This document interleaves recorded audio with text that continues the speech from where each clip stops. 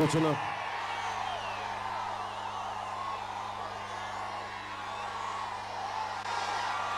కూర్చున్నా.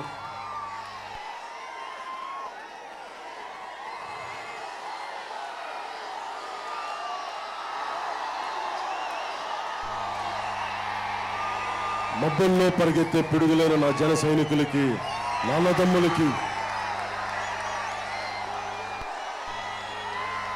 నా జన సైనికులందరికీ పేరు పేరున మేడపైన మిద్దెలపైన ఉన్న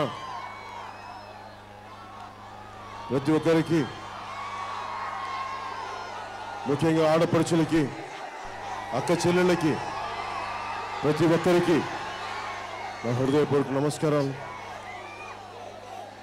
అనపర్తి నియోజకవర్గానికి వచ్చినందుకు నాకింత ఘనమైన స్వాగతం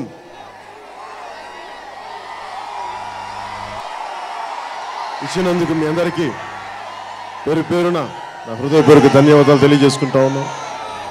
ముఖ్యంగా ఆ మేడల్ పైన కనిపిస్తూ ఉన్నారు మీరు. నాకు మీకు కూడా నా హృదయపూర్వక నమస్కారాలు.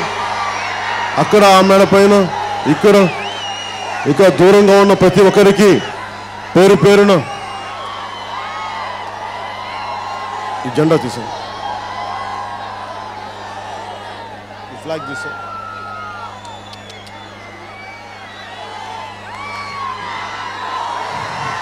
మీకు నాకు 2 గుండెలే దూరం. ఎంత దూరంలో ఉన్నా కానీ, ఎక్కడున్నా కానీ మీకు నాకు 2 గుండెలే దూరం. ఏది నాకు అడ్డం ఉన్నా కానీ తీసి పక్కన పెట్టేద్దాం. నేను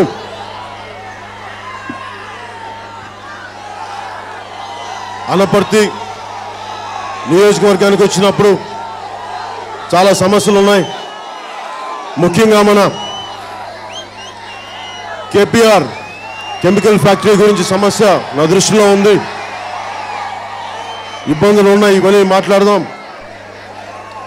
అదేంటది?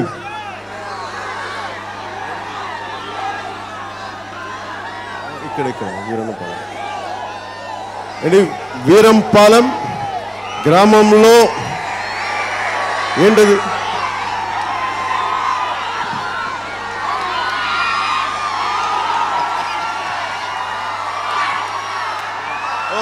ఇవా ముఖ్యమంత్రి గారు చెప్తారు కదా,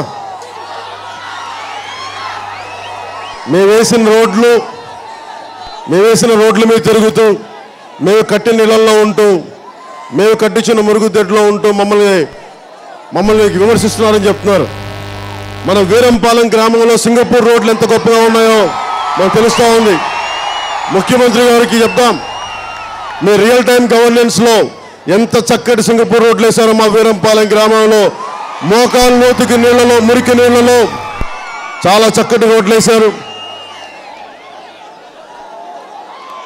ఎక్కడికి వెళ్ళినా, ఉత్తరాంధ్రకి వెళ్ళినా, ఎక్కడికి వెళ్ళినా కనీసం రోడ్లు కానీ, ఏది చేసినా రోడ్ల పరిస్థితి కానీ, హాస్పిటల్స్ కానీ, ఏ ఉన్నా కానీ లోకేష్ గారు మాట్లాడతారు. ఒక పంచాయతీ కూడా పోటీ చేయని వ్యక్తి, ప్రెసిడెంట్గా పోటీ చేయని వ్యక్తి, పంచాయతీరాజ్ శాఖకి మంత్రి అయి ఆయన మాట్లాడే విధానం చూసి మేము 1000 కిలోమీటర్ల రోడ్లు వేసాం, పవన్ కళ్యాణ్ తెలియట్లేదంటే వచ్చి మన వీరంపాలెం గ్రామంకి వచ్చి చూడండి ఒకసారి, మీ చక్కటి రోడ్లు ఎలా వేసారో తెలుస్తుంది. నేను రాజకీయాల్లోకి రావడానికి నా జనరేషన్ జాగ్రత్త, కరెంట్ ఉంది జాగ్రత్త. 1980లో నేను టీనేజ్ నుంచి పెరిగే కొద్దీ మన పుస్తకాల్లో చదువుకున్న గొప్ప విలువలున్న రాజకీయవేత్తలు వస్తారు, రాజకీయ వ్యవస్థ వస్తుంది, చాలా బాగుంటుంది అనుకుంటే పోను రాజుగారి గుర్రం గాడిదైనట్టుగా రాను మన రాజకీయ పరిస్థితి అస్తవ్యస్తంగా తయారైపోయింది, అవినీతిమయంగా మారిపోయింది. ఎలాంటి నేను అనుకున్నా, నాకే రాజకీయ నాయకులు, రాజకీయ వ్యవస్థ వారు ఏమి చేసుకున్నా పర్లేదు, కానీ మనలాంటి సామాన్యుల్ని మనకి నీతులు చెప్పి మనకి విలువలు చెప్పి వాళ్ళు అవినీతిమయంతో కూరుకుపోతా ఉంటే అడిగేవారు ఎవరు లేరు. ఉన్న మన నాయకులు జగన్మోహన్ రెడ్డి గారు అసెంబ్లీ వదిలేసి రోడ్ల మీద పడి ఒక్కొక్కరిని తల నిమురుతా అమ్మ బాగున్నావా అయ్యా బాగున్నావా అంటారు, కానీ మన సమస్యలు పట్టించుకోరు. ముఖ్యమంత్రి గారు ఏదైనా మాట్లాడితే వాళ్ళ అబ్బాయి కానీ మేమే రోడ్లు కట్టాం, మేమే ఇళ్ళు కట్టించాం, మేమే టాయిలెట్స్ కట్టించామని మాట్లాడతారు, కానీ వాస్తవానికి ఏ మూలకెళ్ళినా ఏ నియోజకవర్గానికి వెళ్ళినా కనీసం 1000 కోట్లు తక్కువ కాకుండా అవినీతి విపరీతం.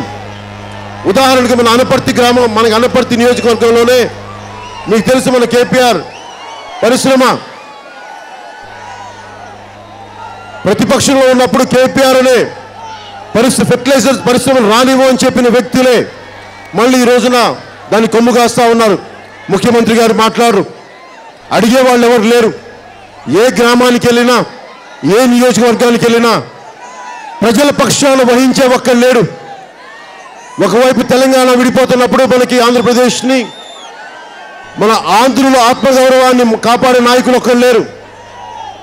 జనసేన పార్టీ పెట్టినప్పుడు నాకు రాజశేఖర రెడ్డి గారిలాగా మా నాన్నగారు ముఖ్యమంత్రి గారు జగన్మోహన్ రెడ్డి గారిలాగా చాలా చిన్న కుటుంబాల నుంచి వచ్చాం, కష్టపడ్డాం, దెబ్బలు తిన్నాం, ఎదురు దెబ్బలు తిన్నాం. విసుగొచ్చింది నాకే. సినిమాల్లో డైలాగులు మాట్లాడడం చాలా తేలిక, ఏ సెంటర్కైనా రా చూసుకుంటాం, ఎనీ సెంటర్ అని చెప్పచ్చు. రియల్ లైఫ్లో అలా ఉండదు, వాస్తవ జీవితంలో చాలా కష్టం. అన్నీ ఆలోచించాం. సడన్గానే నేను సినిమా యాక్టర్ అయ్యాక పాలిటిక్స్ వచ్చింది కాదు. ఎన్టీ రామారావు గారు యాక్టర్ అయ్యారు, ఆయన పాలిటిక్స్కి వచ్చారు, నేను రాలా పాలిటిక్స్కి. 14-16 ఏళ్ల నుంచి సమాజానికి ఏదో సేవ చేద్దాం విసుగొచ్చింది ఆ రోజుల్లోనే నాకు. ఎక్కడికి వెళ్ళినా అవినీతిమయం ఉండేది. అప్పుడు అవినీతితో కంపేర్ చేసి ఇప్పుడున్న అవినీతి విపరీతం ఆకాశం కంటే పెరిగిపోయింది. నేను అనుకున్నాను చాలా కాలం, చాలా దశాబ్దాలు అందరిలాగే సినిమాలు చేసి ఇంటికి వెళ్ళిపోయి పిల్ల పాపలతో ఉండి బాగుంటుంది అనుకుంటే ఎప్పుడు నా హృదయం కష్టాలు పడుతున్న ప్రజల మీద, నా అన్నదమ్ముల మీద, విపరీతం ఆడపడుచుల మీద చాలా ఆవేదన ఉండేది.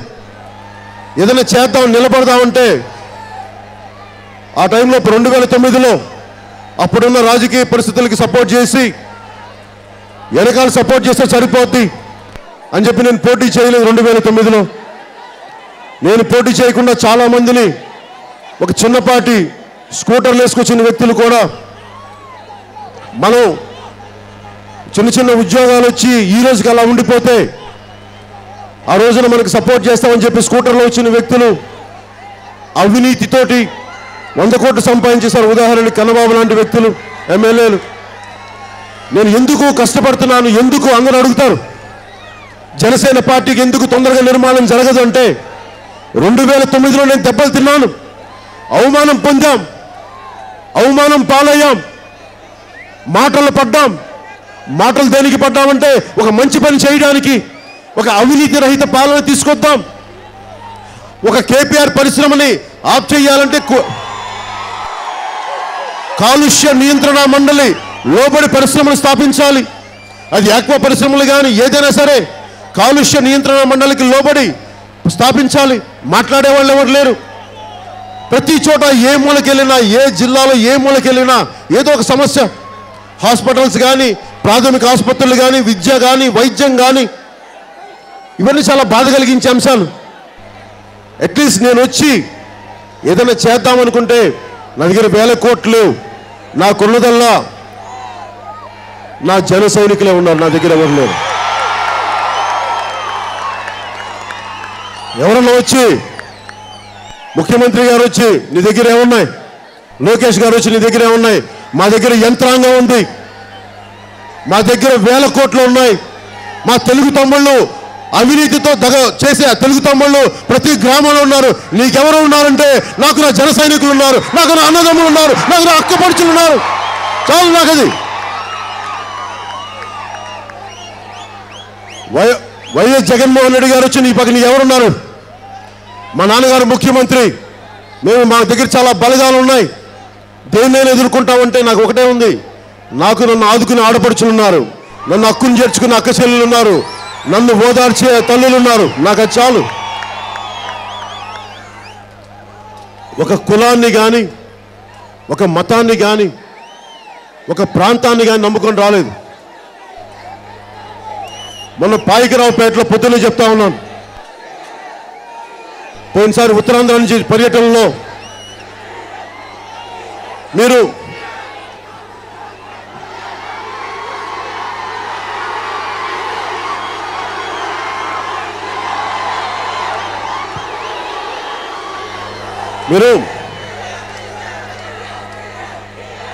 మనకున్న పొలిటికల్ పార్టీస్లో నాకు ఆనందం ఎక్కడ కలుగుద్ది అంటే, మన మువ్వెన్నెల జాతీయ జెండా చూస్తే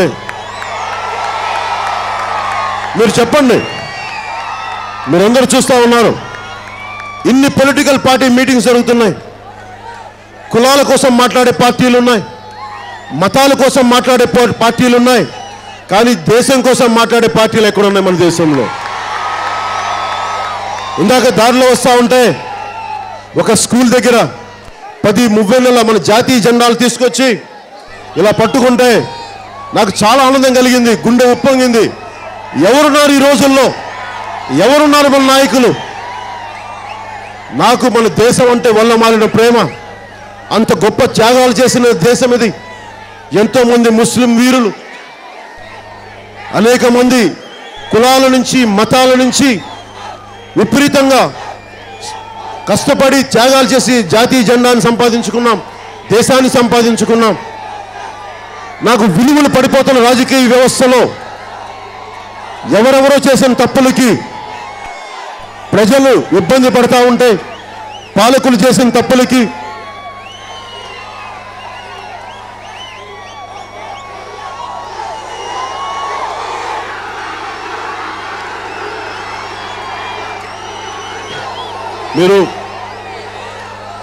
నేను పొద్దున కొంతమంది జాయిన్ అవుతా ఉంటే నేను ఎప్పుడు ఒకటే చెప్పాను, నేను ఎప్పుడు సీఎం అవ్వాలని నిజంగా నేను అనుకోలే. నాకున్నదల్లా చిన్నప్పటి నుంచి భగవంతుడిచ్చిన జీవితం, భగవంతుడిచ్చిన జీవితాన్ని 10 మందికి ఏదైనా మంచి చేయడానికి ఉన్న ఆలోచనే. ఈ రోజున మీరు సీఎం అంటా ఉంటే, ఇదివరకు నేను ఆ మాటను నమస్కారం పెట్టి వదిలేసామని, ఈ రోజున జెండా కొంచెం ఈ పక్క పెట్టరా, మన జెండా ఎందుకు చెప్తున్నానంటే, తెలంగాణ విడిపోయినప్పుడు ఆంధ్ర వాళ్ళు దుర్మార్గులు, హైదరాబాద్లో తెలంగాణలో ఆంధ్ర వాళ్ళు దోపిడీదారులు, ఆంధ్ర వాళ్ళు దుర్మార్గులు, ఆంధ్ర వాళ్ళు ఆస్తులు దోచుకునేవాళ్ళు, ఆంధ్ర వాళ్ళు దగాకోరులు అని చెప్పి మాట్లాడే తెలంగాణ నాయకులు తిడుతూ ఉంటే నాకు చాలా ఆవేదన కలిగేది. ఇన్ని 6 దశాబ్దాల మన చరిత్రలో ఆంధ్ర ప్రజలకి ఎక్కడ ఉంది దీంట్లో పాత్ర? రాజకీయాల్లో చంద్రబాబు నాయుడు గారికి కొంత ఉంది, అంతకుముందు తెలుగుదేశం నాయకులకు ఉంది, వైఎస్ రాజశేఖర రెడ్డి గారికి ఉంది, అంతకుముందు పనిచేసిన ముఖ్యమంత్రులుగా పనిచేసిన కాంగ్రెస్ నాయకులకు ఉంది, కానీ ప్రజలకు ఎక్కడుంది?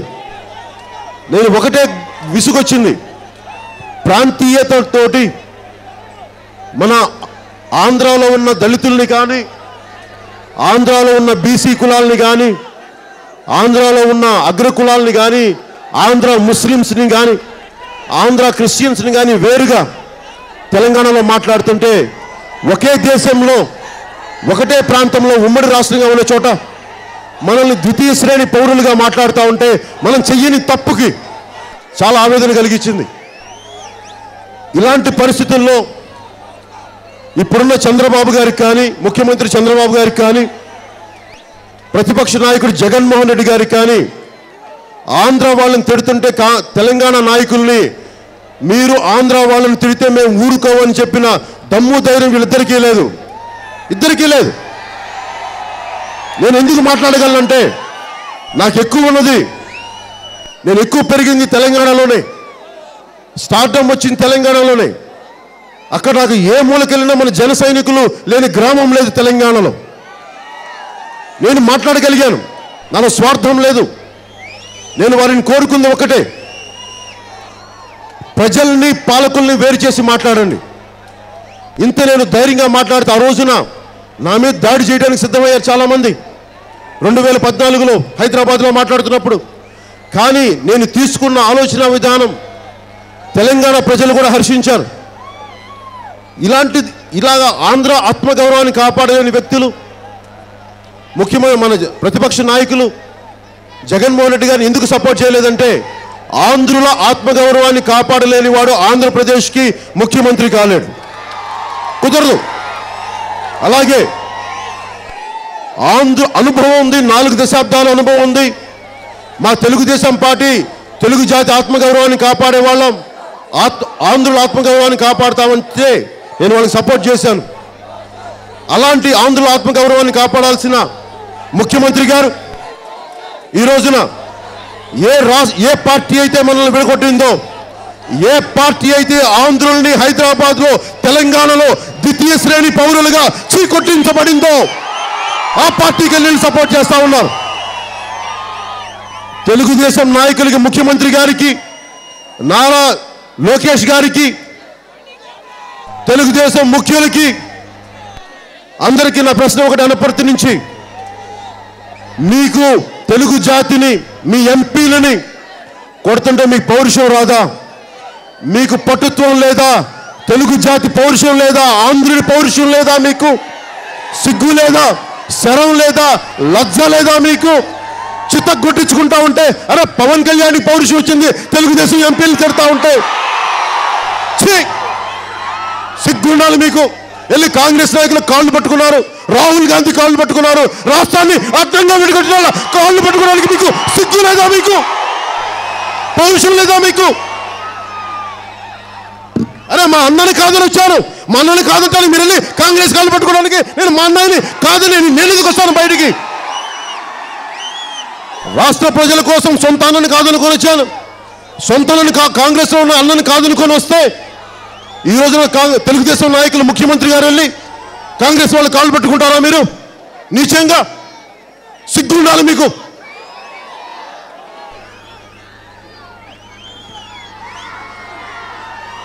పార్టీ పెట్టినప్పుడు నేను ఒకటి ఆలోచించాను, ఏ ప్రాతిపాదిక మీద పార్టీ పెట్టాలి. జెండా కింద ఏ ప్రాతిపాదికన? కులాలతోటి రాష్ట్రం విడిపోయినప్పుడు మనల్ని ఆంధ్ర వాళ్ళు వేరు, తెలంగాణ వాళ్ళు వేరు అని చెప్పి మనల్ని గెంటేశారు హైదరాబాద్ నుంచి. కానీ ఇప్పుడు తిరిగి మనకు సపరేట్ స్టేట్ వచ్చినప్పుడు మళ్ళీ పొలిటికల్ నాయకులు చేసే గొడవలు ఎలా ఉంటాయి? కులాల మధ్య గొడవలు పెడతారు. మీరో కులం, మేమే కులం, వీళ్ళందరూ బాగానే ఉంటారు. ముఖ్యమంత్రి చంద్రబాబు గారికి పక్కన నారాయణ గారు ఉంటారు. అన్ని కులాలన్నీ వాళ్ళు బాగానే ఉంటారు. మనల్ని వేరు చేస్తా, మనల్ని ఇబ్బంది పెడతా విసుగు చేసింది నాకు. అందుకని 7 సిద్ధాంతాలను పెట్టాను. దాంట్లో ముఖ్యంగా కులాల ఐక్యతను ఎందుకు కోరుకున్నానంటే, సరదా కోరుకో చాలా ఆలోచించాను. కులాల ఐక్యతను ఎందుకు కోరుకున్నానంటే, ఉదాహరణకి జగన్మోహన్ రెడ్డి గారు కూర్చుందాం. ఒకప్పుడు మనకి నాయకులంటే గాంధీ గారిని ఎప్పుడు మనం జాతిపితగా చూసాం, ఆయన ఒక కులంగా చూడలేదు. పొట్టి శ్రీరాములు గారిని మనం కులంగా చూడలేం, ఒక మహానుభావుడిగా చూసాం. ఒక్కొక్కరిని మనం ఇంత ఔన్నత్యంతో ఉంటే రాను జాతీయ స్థాయి నాయకులు కూడా గాంధీ గారిని వైశ్యుడని, పొట్టి శ్రీరాములు గారి వైశ్యుడని అంటే నాకు నిజంగా బాధ కలిగేది. రాష్ట్ర అవతరణ కోసం త్యాగం చేసిన వ్యక్తిని కులానికి అంటగట్టేశారు మూర్ఖులు, అధములు. చాలా బాధ కలిగించే అంశం. అలా ఎలా మాట్లాడతాం? ప్రాణత్యాగం చేసిన వ్యక్తిని కులానికి అంటగడతావా? అందరూ బాగుండాలి అని కోరుకునే వాడిని, సమాజాన్ని కోరుకున్న మహాత్మా గాంధీని ఒక కులానికి అంటగట్టేస్తావా? ప్రాణత్యాగం చేసిన పొట్టి శ్రీరాములు గారిని ఒక కులానికి అంటగడతావా? ఎందుకు ఈ మాట మాట్లాడుతున్నానంటే, పొట్టి శ్రీరాములు గారి జయంతి అప్పుడు పోయిన 1 సంవత్సరం క్రితం విగ్రహం ఎక్కడ ఉందంటే విగ్రహం కనిపించలేదు. ఎక్కడ ఉంది ఆ మూల ఈ మూల అంటే ఫైనల్గా తీసుకెళ్ళి ఒక వైశ్యుల కన్నికా పరమేశ్వరి దగ్గర ఎక్కడో ఆ సత్రం దగ్గర ఉంది. పొట్టి శ్రీరాములు గారిని ఒక కులానికి పరిమితం చేసినప్పుడు నాకు నిజంగా చాలా బాధ కలిగింది. ముఖ్యమంత్రి గారు మాట్లాడితే చంద్రన్న బీమా పథకం, చంద్రన్న ఆహారం, చంద్రన్న ఇది, చంద్రన్న అది అని చెప్పకపోతే పొట్టి శ్రీరామ్ గారు పేరు పెట్టొచ్చు కదా, ఆంధ్రకేసరి టంగుటూరి ప్రకాశం మంత్రి పేరు పెట్టొచ్చు కదా. ఇన్ని త్యాగాలు చేసినారు. అలాగే అన్నా క్యాంటీన్ అనబోయే బదులు డొక్కా సీతమ్మ గారి పేరు పెట్టొచ్చు కదా, డొక్కా సీతమ్మ క్యాంటీన్ అని చెప్పొచ్చు కదా. మొత్తం మీరేనా? వీళ్ళేదో వీళ్ళ జేబుల్లో సొమ్ములు పెడుతున్నట్టు, వీళ్ళ హెరిటేజ్ పాలమ్మి మనకంతా పందారం చేస్తున్నట్టుగా వీళ్ళు. ఇది మారాలి. కులాల ఐక్యత గురించి కూడా మాట్లాడుతూ ఉంటే ఒక్కొక్క పార్టీ ఒక్కొక్క కులాన్ని వెనకేసుకొస్తే ఎట్లా? అందుకే నేను ఎందుకు పోటీ చేయలేదని నేను ఒక సోషల్ ఎక్స్పెరిమెంట్ చేశాను, ఒక సామాజిక ఎక్స్పెరిమెంట్ చేశాను. పోటీ చేయకుండా రాష్ట్రం విడిపోయినప్పుడు కులాలకి మతాలకి అతీతంగా మనందరం ఒకటి దేశానికి చాటి చెప్పాల్సిన అవసరం ఉందని చెప్పి తెలుగుదేశం నాయకులు నన్ను తిట్టినంతగా ఇంకెవరు తిట్టలేదు. మీ అందరికీ తెలుసు తెలుగుదేశం నాయకులు ఏం చేశారో తెలుసు. నన్ను ఇబ్బంది పెట్టినంతగా తెలుగుదేశం నాయకులు నేను నటుడిగా ఉన్నప్పుడు నన్నంట పరిటాల రవి అనే ఎమ్మెల్యే అంటే తీసుకెళ్లి గుండు కొట్టించాడంట, దాని మీద వాళ్ళ కథలు ఇలా అవమానం చేశారు నన్ను. ఎన్ని చేసినా నేను ఎన్ని అవమానాలు పడ్డా తెలుగుదేశం నాయకుల వల్ల నేను అన్ని అర్థం చేసుకొని రాష్ట్ర ప్రయోజనం కోసం వాళ్ళు సపోర్ట్ చేశాను. ఎన్ని అభాండాలు వేసినా ఒక సపోర్ట్ చేసిన తర్వాత 9 నెలలు ఇంట్లో నా పాటికి నేను కామ్గా పని చేసుకుంటూ సమస్యలు మాట్లాడుతూ ఉంటే 9 నెలలు అడ్డగోలుగా నన్ను రోజు వేరే పని లేకుండా మొత్తం రాష్ట్ర సమస్యని పవన్ కళ్యాణ్ జీవితం మీదే ఎవరో వచ్చి తిడతా ఉంటారు, టీవీల్లో ఎవరో వచ్చి బూతులు తిడతా ఉంటారు, అందరూ మాట్లాడతారు. అరే ఇంత బయటికి వచ్చి ఇంత అడ్డగోలుగా ఇంత అండగా తెలుగుదేశం పార్టీకి ఉంటే, తెలుగుదేశం పార్టీ మనకి ఇచ్చింది. నా తల్లిని దూషిస్తారా మీరు ఛానల్ ప్రోగ్రామ్స్లో, మీరు స్పాన్సర్డ్ ప్రోగ్రామ్స్లో? మీకు వంతాడ మైనింగ్ కనిపించట్లేదా మీకు? ఇక్కడ మన కేపీఆర్ పరిశ్రమ తాలూకు కాలుష్యం కనిపించట్లేదా మీకు? దీని మీద ప్రోగ్రాములు చేయరు. పవన్ కళ్యాణ్కి ఎవరో డబ్బులు ఇస్తుంటే ఎవరో స్టింగ్ ఆపరేషన్ అంట, వెళ్ళి కెమెరాలు పెట్టండి అక్కడ. ఇక్కడ వెళ్ళి మీరు కేపీఆర్ దగ్గర పెట్టచ్చు కదా, అవి పెట్టరా, ఇల్లు చేయరు, వాటికి ఉండవు. పవన్ కళ్యాణ్ వంతాడ మైనింగ్లో ఎవరో దోపిడీ చేస్తూ ఉంటే అరే లఫూట్ అన్నా, వెధవా అన్నాను, ఫూల్ అన్నా, అది భూతాది. అరే మేము అడ్డగోలుగా మాకు రాళ్ళడ్డం పెడితే మేము మాట్లాడవా? దాని గురించి అంటే ప్రోగ్రాంలు పవన్ కళ్యాణ్ మాట్లాడాలా లేదా? తప్ప బాధ్యత గల నాయకుడే బాలకృష్ణ గారు అమ్మాళ్ళు తిడతా ఉంటే ప్రధానమంత్రి గారిని దాని మీద ప్రోగ్రాంలు ఎందుకు పెట్టరు మీరు? బాలకృష్ణ గారు మీరందరినీ వాళ్ళ బాలకృష్ణ గారి మాటలు చూడండి. పవన్ కళ్యాణ్ సభలకు ఎవరు వచ్చినా శంకర్ జాతి నా కొడుకులు అలగా జనం అని మాట్లాడితే దాని మీద ప్రోగ్రాంలు చేయరే?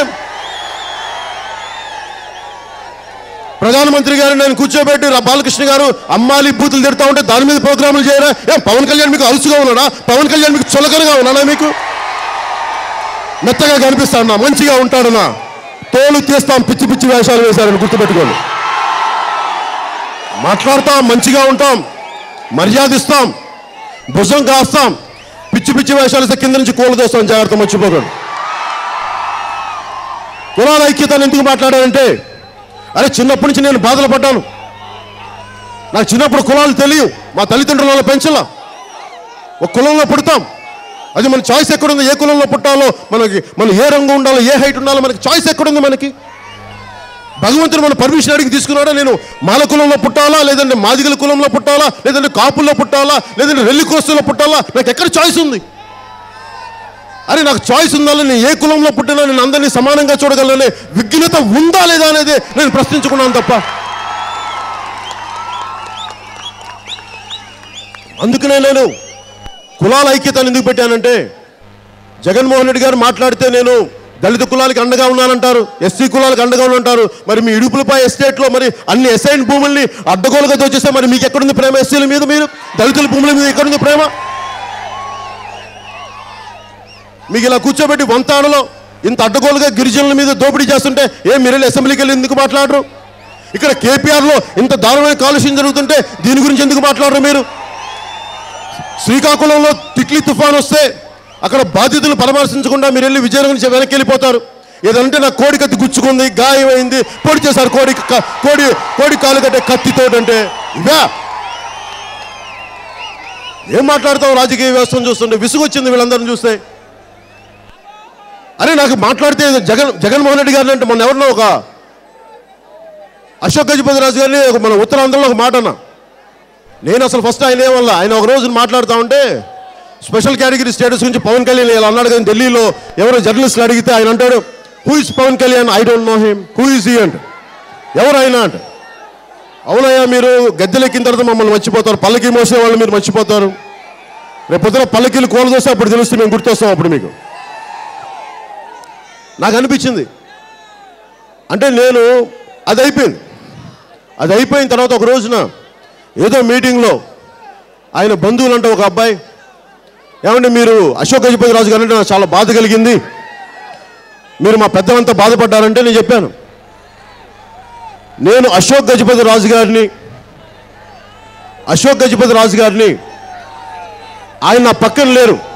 నేను రేపు పొద్దున అసెంబ్లీ ఎలక్షన్స్కి వెళ్ళినప్పుడు 2014లో ప్రతి అసెంబ్లీలో ఒక అభ్యర్థి ఉండేవాడు, ఈయనకి ఓటేయండి అని చెప్పేవాడిని. అలాంటిది విజయనగరంలో ఆయన లేరు. నేనేదో ఆయనకి పనిచేసేవాళ్ళలాగా, ఆయనకేదో నేను బానిసలాగా వెళ్ళి ఆయన ఎక్కడన్నా అశోక్ గజపతి రాజు గారిని ఆయన లేరు సార్, ఆయన రారన్నారు. ఓకే, మంచిది, రాజు గారు పర్లేదు, నా సంతోషమే, పెద్దలు, నేను గౌరవించగలను, అర్థం చేసుకోగలను. నేను ఆయన లేకపోయినా సరే నాకేం తక్కువ, నేను పుట్టుకతో గొప్పవాడిని కాదు, మీ అందరి అభిమానం వల్ల నాకు ఇంత గుండెలో స్థానం సంపాదించాం. మేము రాజవంశీయులం కాదు, సామాన్య వంశీయులం, మేము మామూలు వంశీయులం. అరే మాకు ఆత్మగౌరవం ఉండదా? మాకు చచ్చిపోతాము, మాకు ఆత్మగౌరవాలు ఉండవు. మీకేనా ఆత్మగౌరవాలు? మాకు ఉండవు ఆత్మగౌరవాలు. మా ఆడపడుచులకి మీరు జగన్మోహన్ రెడ్డి గారు మాట్లాడితే మా ఇంటి ఆడపడుచులను తిడతారు జగన్మోహన్ రెడ్డి గారు. ఏం నువ్వు నా ఇంటి ఆడపడుచులను తిట్టొచ్చా? మీ ఇంటి ఆడపడుచులు మాట్లాడలేకనా? మాకు సంస్కారం ఉంది, సంస్కారాన్ని పట్టుకుంటాం మేము. మీలాగా సంస్కారహీనంతో మాట్లాడడం. ఆడపడుచులంటే గౌరవమైన నా రోజు నా నోరు కట్టేసింది. మాట్లాడితే మొత్తం రోడ్డు మీదకి వచ్చి మొత్తం ఉతికారేసేవాడిని బజారు మీద. మా జగన్మోహన్ రెడ్డి గారు గుర్తుపెట్టుకోండి, మీ నాన్నగారు ముఖ్యమంత్రి అయి ఉండొచ్చు, మీ నాన్నగారు బతికున్నప్పుడే చెప్పాం. అడ్డగోలుగా ఆ రోజున భీమరావు పాడని అడ్డగోలుగా తీస్తుంటే మేము కాంగ్రెస్ నాయకులు మీ నాన్నగారు ముఖ్యమంత్రిగా ఉన్నప్పుడు ఎదిరించిన వాడిని మర్చిపోకండి. నాకు ఆ భయాలు లేవు. నాకు మీరు ఎంత గొప్ప వ్యక్తి అయినా సరే, మీకు ఎంతమంది మార్పులు ఉన్నా కానీ మాట్లాడితే, ఇందాక అశోక్ గజపతి రాజు గారిని మాట్లాడుతూ ఉంటే అంటే మీరు మమ్మల్ని అడిగితే మా కులాన్ని అన్నట్టుగా ఎలా అనుకుంటారు? నేను అబ్బాయిని ఒకటే అడిగాను, అశోక్ గజపతి రాజు గారు సపోర్ట్ చేసినప్పుడు పవన్ కళ్యాణ్, అప్పుడు మీరు ఆనందపడ్డారు. మరి అశోక్ గజపతి రాజు కూడా చిన్నపాటి తప్పు చేస్తే నేను మాట్లాడకూడదంటే ఎట్లా? నేను బానిసనా? నాకు హక్కు లేదా? మాట్లాడుతూ ఉంటే నేను ఒకటే చెప్పాను, అశోక్ గజపతి రాజు గారిని అంటే ఆయన్ని మాత్రం అన్నట్టు, ఆయన కులాన్ని అన్నట్టుగా దయచేసి అది గుర్తుపెట్టుకోండి. అలాగే జగన్మోహన్ రెడ్డి గారిని అంటే జగన్మోహన్ రెడ్డి గారిని అన్నట్టే కానీ రెడ్డి సామాజిక వర్గాన్ని అన్నట్టు కాదు. జగన్మోహన్ రెడ్డి గారు ఏమన్నా సురవరం ప్రతాప్ రెడ్డి గారా? జగన్మోహన్ రెడ్డి గారు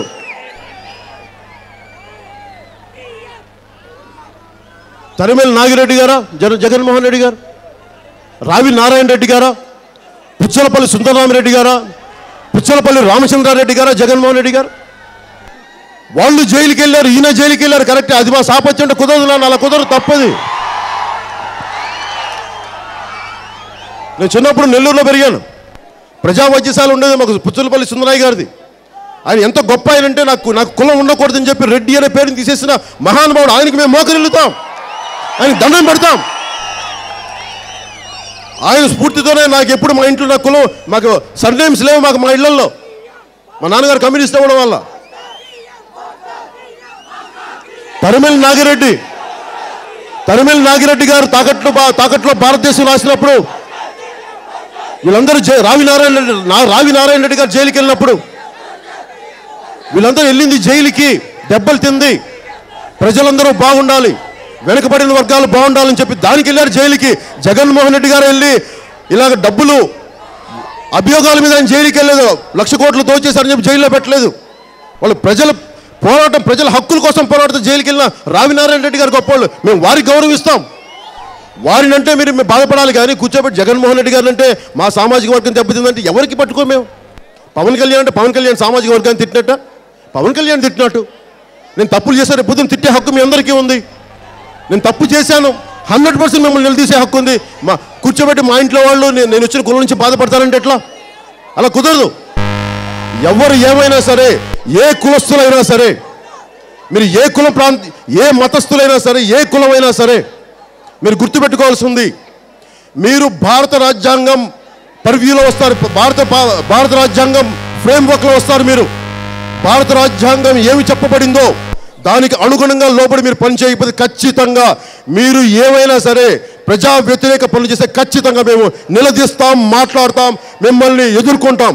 అంతేగాని ఈ కులాలంటే వీరినంటే ఈ కులం ఓట్లు పడవు, వారినంటే ఆ కులం ఓట్లు పడవు. నేను ఇలాంటి రాజకీయాలు చేయడానికి రాలేదు. నేను నా జనరేషన్ సఫర్ అయింది, నా తరం సఫర్ అయింది. ఆడపడుచులు అడగ నేను ఎందుకు నేను మాట్లాడుతున్నాను, ఆడపడుచులకు నేను అర్థమవుతాను నేనేం మాట్లాడుతున్నాను. కులాలు మగవాళ్ళకి ఉంటాయి. అరే 9 మాసాలు మోసిన ఆడపడుచులకి, తల్లులకి ఏ కులస్తులు తోటి ఆడపడుచు వేదన అర్థమవుతుంది, ప్రసవ వేదన. అందుకని ఆడపడుచులు నేను ఎందుకు 33% రిజర్వేషన్లు మాట్లాడుతున్నానంటే, మీరు కనుక రాజకీయాల్లోకి వస్తే ఆడపడుచులు 33% కానీ వస్తే నిజంగా ఈ కుల వివక్ష సంపూర్ణంగా నిర్మూలించవచ్చు. ఆ రోజున కుల నిర్మూలన జరుగుతుంది. ఇది నాకు ఆవేదన. ముఖ్యమంత్రి గారు మాట్లాడుతూ ఉంటారు, ఈ రోజున కూర్చోబెట్టి ఎక్కడ మాకు అవినీతి లేదు, అవినీతి లేదు అంటారు. ఏ మూలకెళ్ళిన 1000 కోట్ల అవినీతి. ఒకవైపు దేవుని కూడా చీల్చేశారు. ఒకటేమో టీడీపీ దేవుడు ఆలయం మన నియోజకవర్గంలో, ఇంకోటేమో వైసీపీ ఆలయం. ఏంటి గొడవ? దేవుని కూడా, శివుని కూడా మీరు మార్చేస్తారా? మీరు వైసీపీకో శివుడును, టీడీపీకో శివుడు ఉంటాడు ఇక్కడ.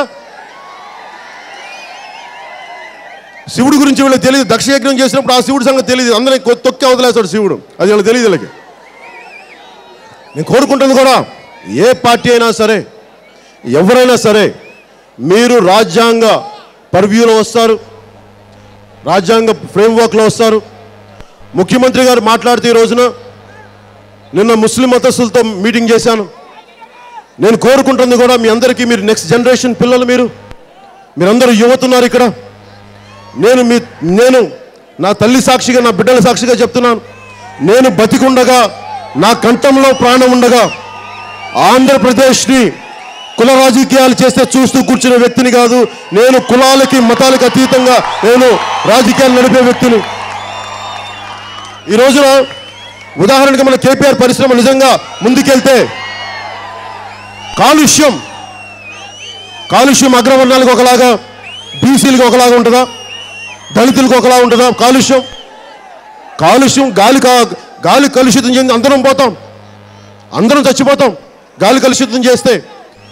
అమెరికన్స్ హిరోషిమాలో బాంబులు వేస్తే అది ఆయుధానికి, బాంబులకి, కాలుష్యానికి ఏదైనా దానికి తేడా ఉంటుందా? వీళ్ళు అగ్రకురాలు, వీరు దళితులు అని చెప్పి అందరినీ చంపేస్తుంది. అలాగే అవినీతి కూడా అందరినీ చంపేస్తుంది. దానికి కులాలు లేవు. నేను ఇక్కడున్న జనరేషన్ అందరికీ, మీరు చిన్నపిల్లలు, నేను మీకోసం వచ్చాను.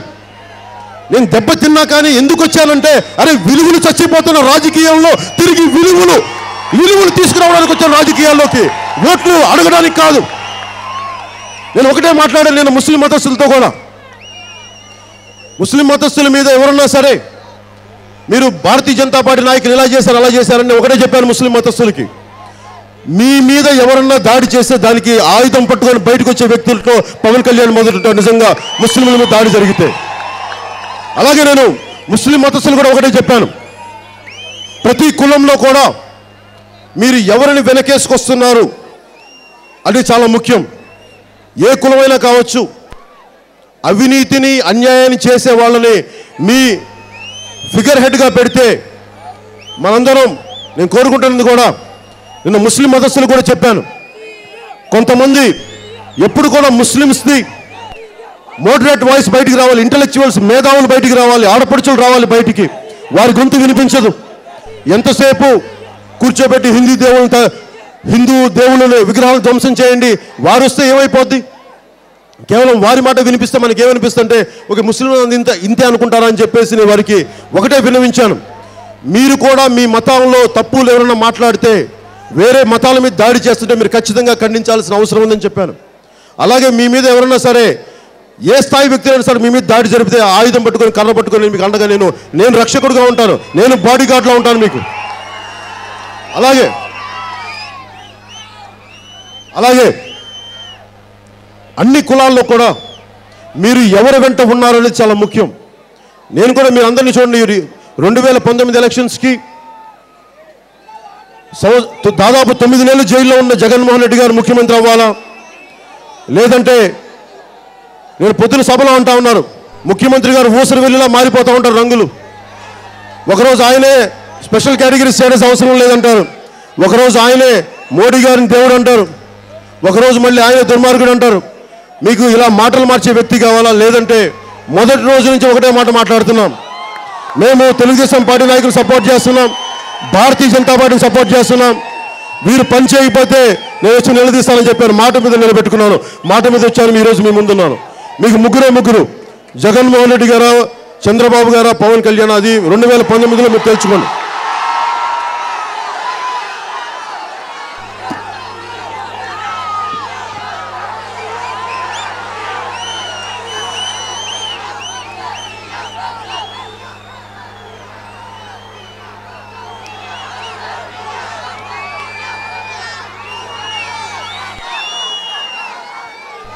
ఇంకా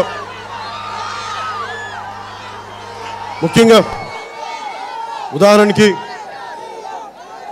ఆడపడుచులకి, అమ్మ మీతోనే మాట్లాడుతున్నాను, ఆడపడుచులందరికీ నేను మీకు అండగా ఉంటాను. మీరు రాజకీయాల్లోకి రావాలి, మీ గొంతు వినిపించాలి. మీకు నిజంగా మొన్న నాకు రెల్లి ఆడపడుచులు నా దగ్గర వచ్చి బాధపడతా ఉంటే, అన్ని కులాల ఆడపడుచులు నా దగ్గరకు వచ్చి బాధపడ్డారు. మా సాటి ఆడదాని బాధ మాకు తెలుసు అన్నా అని.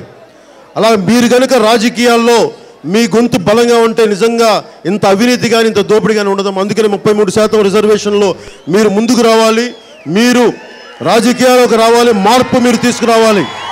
మీ భర్తలకు చెప్పండి, మీ ఇంట్లో వారికి చెప్పండి, అవినీతిని వెనకేసుకు రావద్దని చెప్పండి, అవినీతి మీరు అండగా నిలబడని చెప్పండి వాళ్ళకి.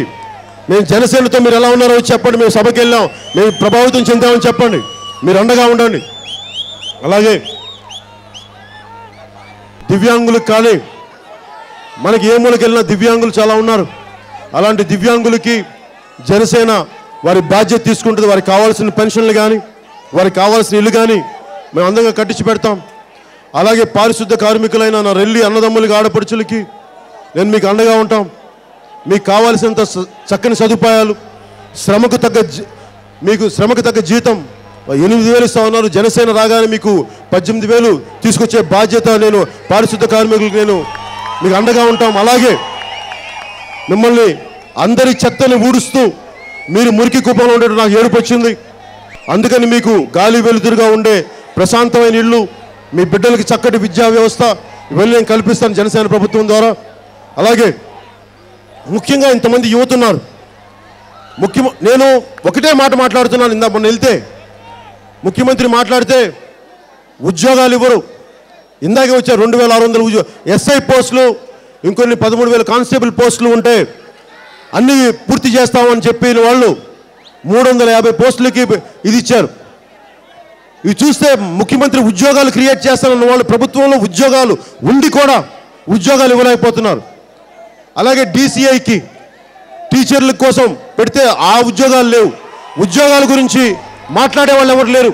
ముఖ్యమంత్రి గారు దీని గురించి పట్టించుకునే స్థితిలో లేరు. నేను అందుకని చెప్తాను, ముఖ్యంగా నిరుద్యోగంలో ఉన్న యువతులందరికీ నేను వచ్చింది జనసేన పార్టీ నుంచి. మేము ఒకటే మాటిస్తున్నాను, మీకు 25 కేజీల బియ్యం కాదు నేను మీరు ఇవ్వడానికి వచ్చింది, మీకు 25 సంవత్సరాల భవిష్యత్తు ఇవ్వడానికి వచ్చాను. మీకు మీరు బాగుండాలి, మీరు గొప్పవారు అవ్వాలి, మీరు ఆనందంగా ఉండాలి. కులాలకి, మతాలకి, ప్రాంతాలకు అతీతంగా మీకు బలమైన పాలన, సుపరిపాలన నేను అందిస్తాను. నేను ఏ రోజు కూడా నేను విలువలు మాట్లాడాలంటే ఒక అన్నా హజారే గారి లాగా కూర్చోబెట్టి మాట్లాడటం కుదరదు. ఈ సమాజంలో అవినీతి భయం అయిపోయింది. ఈ అవినీతిని అడ్డుకోవాలంటే చాలా బలమైన గొంతు కావాలి, బలమైన ఆయుధం ఉండాలి. ఆ బలమైన ఆయుధం మీరే, యువతే ఆ బలమైన ఆయుధం మార్పుకి. ముఖ్యమంత్రి గారు మాట్లాడితే కూర్చొని డబ్బులు ఇచ్చేసి ఒక 1200 1500 ఇచ్చి మళ్ళీ దానికి 13 టిక్కులు పెట్టాలి. మళ్ళీ దానికి ఆ సంతకాలు మీకు నిరుద్యోగ భృతి రావాలంటే ఆ 13 టిక్కులు మనకు సెంటి భూమి ఉంటే మళ్ళీ మనకి ఇది రాదు. అందుకనే నేను మీకు ఉద్యోగ అవకాశాలు కానీ నాకు కష్టంగా ఉంటుంది. నేను 25 సంవత్సరాలను జాగ్రత్త ఇప్పుడు 25 సంవత్సరాలు ఎందుకు మాట్లాడుతున్నానంటే నేను 100 కోట్ల పైన సంపాదించుకునే ఆదాయాన్ని ఎందుకు ఇచ్చానంటే నేను మీకు బంగారు భవిష్యత్తు ఇవ్వడానికి వచ్చాను. మన ఆత్మగౌరవాన్ని నిలబెట్టడానికి వచ్చాను. మీకు తెలుసు నా జీవన విధానం ఎలా ఉంటుందో. నేను మీకు ఆంధ్రప్రదేశ్ని కుల రాజకీయాలతో దెబ్బతీయకుండా అభివృద్ధి, కుల రాజకీయాలు వచ్చిన రోజున నిరుద్యోగం పెరిగిపోద్ది, అభివృద్ధి ఆగిపోద్ది. అందుకే నేను కుల రాజకీయాలు అసహ్యం, నాకు జుగుప్స, నన్ను తిడతారు చాలామంది. నేను అన్ని కులాల్ని, అన్ని మతాల్ని, అన్ని ప్రాంతాలని సమానంగా చూసుకుంటాను. నేను మీకు అండగా ఉంటాను. ఉద్యోగాలు ఇస్తాం, చక్కటి పరిశ్రమలు తీసుకొస్తాం. మీకు నిరుద్యోగ వృత్తితో పాటు నేను కోరుకుంటుంది కూడా మీకు చక్కని స్కిల్ డెవలప్మెంట్ ఇప్పిస్తాను.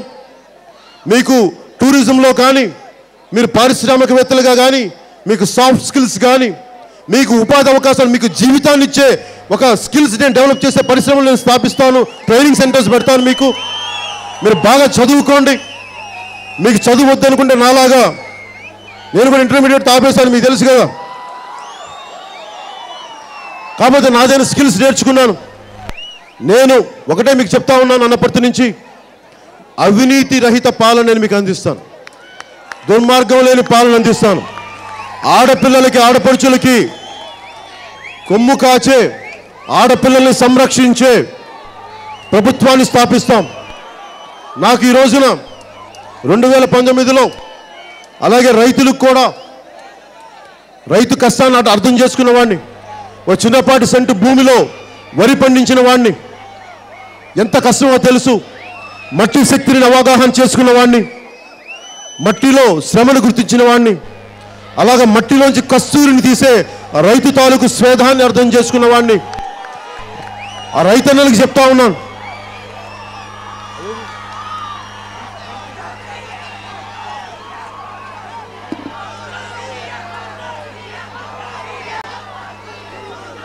ఎందుకంటే కంకి అడుగుతా ఉన్నాను, రైతన్నలకు చెప్తా ఉన్నాను, కౌలు రైతులకి, నేను మీరు చేసే శ్రమకి గిట్టుబాటు ధర వచ్చేలాగా రైతులకి, అలాగే సహకార కోఆపరేటివ్ ఫ్యాక్టరీస్ అన్నిటినీ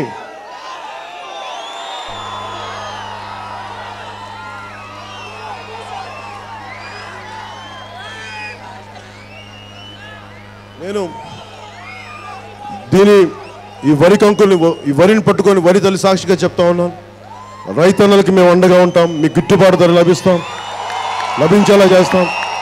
అలాగే అన్ని చోట్ల వ్యవసాయానికి సంబంధించిన సహకార కోఆపరేటివ్ ఫ్యాక్టరీస్ అన్నిటినీ మూసేయకుండా అడ్డుకుంటాం. కోఆపరేటివ్ ఫ్యాక్టరీ, షుగర్ ఫ్యాక్టరీస్ కానీ ఏదైనా కానీ అవి మూసేయకుండా తిరిగి తెరిపిస్తాం. ఇవన్నీ మీకు చెరుకు రైతులకు కానీ, పత్తి రైతులకు కానీ, అన్ని వ్యవసాయ ఉత్పత్తులన్నిటికీ మేము అండగా ఉంటాం. అన్నిటికంటే కూడా నేను ఉదాహరణకి రైతులకు కూడా, యువతకి ఎంతసేపు కంప్యూటర్స్, ఒక మాట నా మాట కొంచెం సావధానంగా వినండి. ఉదాహరణకి ఇజ్రాయెల్ దేశం 400 కిలోమీటర్ల ఒకవైపు, 400 చిల్లర కిలోమీటర్లు ఇంకొక వైపు, చిన్న దేశం, చాలా చిన్న దేశం. 1900 రెండో ప్రపంచ యుద్ధం తర్వాత ఏర్పడ్డ దేశం అది ఇజ్రాయెల్. ఈ రోజున ఇజ్రాయెల్లో వాటర్ని కన్సర్వ్ చేసుకొని మనకి మనకి హార్వెస్టింగ్ టెక్నాలజీ కానీ, వ్యవసాయ టెక్నాలజీ కానీ, అలాగే మిలిటరీ టెక్నాలజీ కానీ, మెడికల్ టెక్నాలజీ కానీ ఇంత చిన్న దేశంలో సాధ్యపడినప్పుడు ఇంతమంది బలమైన యువత ఉన్నారు. ఏ మూలకెళ్ళినా చక్కటి యువత, చదువుకోగలిగే యువత. అంబేద్కర్ పుట్టిన దేశం ఇది, గాంధీ పుట్టిన దేశం ఇది, ఇంత గొప్ప మేధావులు ఉన్న దేశం ఇది. అలాంటి యువతను ప్రభావితం, అలాంటి గొప్ప వాళ్ళు పుట్టిన దేశం ఇది, అలాంటి గొప్ప నాయకులు యువతను ప్రభావితం చేసే దేశం ఇది. మనం ఎందుకు వెనకబడిపోతున్నాం? మనం ఎందుకు వెనకబడిపోవాలి? వెళ్ళి జగన్మోహన్ రెడ్డి గారి వెంట మనం పడతాం, వెళ్ళి నారా లోకేష్ వెంట మనం పడతాం. అరే మనం అంబేద్కర్ గారిని ఆయన ఆచరణను పాటించాలి, గాంధీ గారిని పాటించాలి, పొట్టి శ్రీరామ గారి త్యాగాన్ని గుర్తు చేసుకోవాలి, ఆంధ్రకేసరి తాలూకు శౌర్యాన్ని గుర్తు చేసుకోవాలి. అంతేగాని మనకు కావాల్సింది జగన్మోహన్ రెడ్డి గారు మనకు రోల్ మోడల్ కాదు, నారా లోకేష్ గారు మనకు రోల్ మోడల్ కాదు, ఊసలు వెళ్ళిలాగా మాటలు మార్చి చంద్రబాబు నాయుడు గారు మనకు రోల్ మోడల్ కాదు. మనకు రోల్ మోడల్ మహాత్ముడు బాబాసాహెబ్ అంబేద్కర్, పొట్టి శ్రీరాములు గారు, ఆంధ్రకేసరి టంకుటూరి ప్రకాశం పంతులు గారు, అమ్మ ఆకలి అంటే అన్నం పెట్టే డొక్కా సీతమ్మ గారు, వీళ్ళు మనకి రోల్ మోడల్స్. అంతేగాని మనందరం ఉమ్మడిగా శ్రమపడి ఉమ్మడిగా కష్టపడతా ఉంటే అది ముఖ్యమంత్రి గారు లోకేష్ గారు మేము రోడ్లు వేయించాం, మేము మీకు అన్నాలు పెట్టాం, మీకు బాతులు కట్టించాం. ఏం మాట్లాడుతున్నారా మీరందరూ? మరి మేము చెవిలో పూలు పెట్టుకొని కూర్చున్నాం, మీరందరూ చప్పట్లు కొట్టడానికి ఇట్లా మాకు బుద్ధి లేదా? మాకు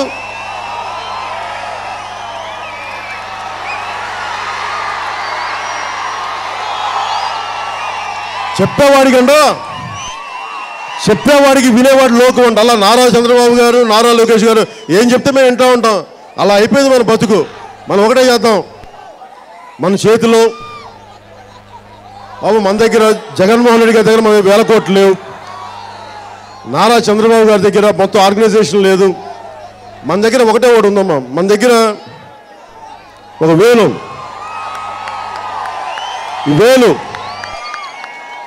ఒకటే చేయండి. అంబేద్కర్ గారిని గుర్తుపెట్టుకోండి. అంబేద్కర్ గారు చెప్పింది, నీకు ఓటు అనే ఆయుధాన్ని ఇచ్చాను, నీకు ఓటు అనే ఆయుధాన్ని ఇచ్చాను, నీ జీవితాన్ని మార్చుకొని. మన ఓటు అనే ఆయుధాన్ని 1500లకు అమ్ముకుంటామా, మన భవిష్యత్తుని పాడు చేసుకుంటామా, లేదంటే మన ఓటు అనే ఆయుధాన్ని గుద్ది పిడికిలతో బిగించి మార్పుని తీసుకొస్తామా అనేది అది మన నిర్ణయం. నేను ఒకటే నిర్ణయించుకున్నా. చాలాసార్లు అడుగుతారు, మీకు ఏం కావాలి రాజకీయాల్లో, ఏమైనా కాంట్రాక్ట్లు తీసుకోవచ్చు కదా అంటే, ఎంత డబ్బు తింటారు మీరు, ఎన్ని వేల కోట్లు కావాలి? నాకు అంత ఆశలు లేవు. నేను కట్టుకునే పంచికి, నేను వేసుకునే చొక్కాకి ఎంత డబ్బులు కావాలి? ఇంట్లోంచి బయటకు వచ్చినప్పుడు తిరిగి ఇంటికి వెళ్తానో లేదు నాకే తెలియదు. వస్తాను, ఈ బట్టలు వస్తాను, ఈ బట్టలు తెళ్తాం. ఏం అలెగ్జాండర్ని చూసుకొని నేర్చుకోలేదా? వచ్చేటప్పుడు ఏం పెట్టుకొని వచ్చాం, వెళ్ళేటప్పుడు కట్టుకెళ్ళడానికి.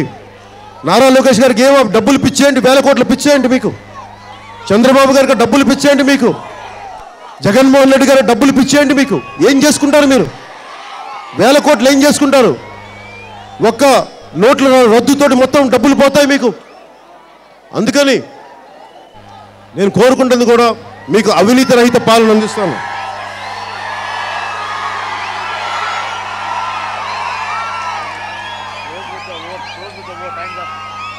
ఓకే, మీరందరూ ఈ దేశపు సంపద. మీరు నాకు ఇష్టమైన కవితను చెప్పుకుంటూ ఆఖరి మాటగా ముగింపు వాక్యాలుగా, ఓటు అనే ఆయుధాన్ని మర్చిపోకండి. మీ ఓట్లు 18 సంవత్సరాల నుంచి 25 సంవత్సరాలు 30 సంవత్సరాలు ఓట్లు తీసేస్తూ ఉంటారు. ఎప్పుడు మీరు ప్రతి వారం చెక్ చేసుకుని ఓట్లు ఉంచారా తీసారా అనేది, అది జాగ్రత్త. నేను మీ తరపున ఉన్నాను, మీ పక్షాన పోరాటం చేస్తాను. నాకు మీరు చేయాల్సిందల్లా మీ ఓటు ఉందా లేదో చూసుకోండి. ఓటు అనే ఆయుధంతో మనం మార్పు తీసుకురావచ్చు. తుపాకీ గొట్టం ద్వారా రాజ్యం సిద్ధిస్తుందని కొంతమంది నమ్మితే, మావగారు నమ్మితే, ఓటు అనే ద్వారా మార్పు సంభవిస్తుందని మనం నమ్ముదాం. ఓటు అనే ఆయుధం ద్వారా, తుపాకీ గొట్టం ద్వారా రాజ్యం సిద్ధిస్తుంది అయితే, ఓటు అనే ఆయుధం ద్వారా రాజ్యం సిద్ధిస్తుంది, అది మనం నమ్ముదాం. ఇదే జనసేన సిద్ధాంతం. అలాగే మీ అందరికీ కూడా ముఖ్యంగా మీరు ఉత్సాహాన్ని కాదన్ను, నా మాట విని మీరందరూ ఇళ్ళకి క్షేమంగా వెళ్ళండి. బైక్స్ మీద వెళ్ళేటప్పుడు స్పీడ్గా వెళ్ళకండి, తల్లిదండ్రులు ఇబ్బంది పెట్టకండి, సైలెన్సర్లు తీసేయండి. మన ఆనందం ఇంకొకరికి ఇబ్బంది కలుగ చేయకూడదు. అందరికీ ఆనందం కలిగేలా ప్రవర్తిద్దాం అని చెప్పుకుంటూ, నాకు ఇష్టమైన శేషేంద్ర గారి కవితా పంక్తిని చదువుతూ ముగింపు వాక్యాలు మన సభను ముగిద్దాం.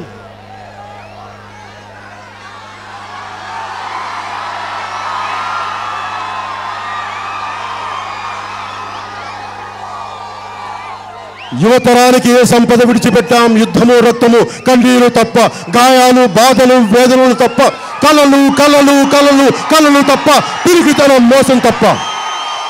మనల్ని మోసం చేసేవాళ్ళని, మనల్ని పిరికి వాళ్ళుగా చేసేవాళ్ళని కూలదొద్దాం. సరికొత్త నవ్య ప్రభుత్వాన్ని స్థాపిద్దాం. అందుకని ఒకసారి భారత మాతకి జయజయలు పలుకుతూ మనం సెలవు తీసుకుందాం.